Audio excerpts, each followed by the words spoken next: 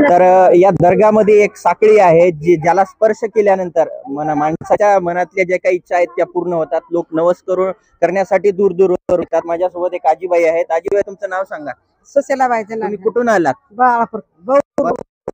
त्या साखळीला स्पर्श केल्यानंतर मनात इच्छा पूर्ण होतात. तुम्ही किती वर्ष झालं येता इथं? आता आम्ही गेल सारी आलतो नवस, यंदा माझ्या नाताला पास होऊ दे, बरं. एक बिमार राहायचा तर नीट होऊ दे म्हणून ते माझ्या नाताला. बरं, आधी होते काय काही नवस पूर्ण इच्छा होती पूर्ण झाल्या? हो. बरं, आपण पाहू शकता म्हणजे कंधारची ही जी काही दर्गा आहे, आता बळी दर्गा चालू झालेला आहे, हा सोहळा चालू झालेला आहे आणि इथं एक ही जी साखळी आहे जे खूप दूर दूरवरून लोक आपला नवस पूर्ण करण्यासाठी, मनातील इच्छा पूर्ण करण्यासाठी ते इथे येतात आणि ते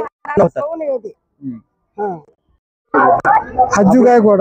आपलं नाव हजू गायकवाड. आपण कुठून आलेला आहे? टेंभुर्णी तालुका हिमायतनगर. अच्छा, हिमायतनगरहून. आपण काय नवस वगैरे केला होता आणि नवस पूर्ण झालाय का? हो, पूर्ण झाला सर नवस. अच्छा, म्हणजे या ठिकाणी आल्याच्या नंतर आपल्याला काय वाटतं, नेमकं आपल्या काय श्रद्धा आहे त्या दर्ग्यावर?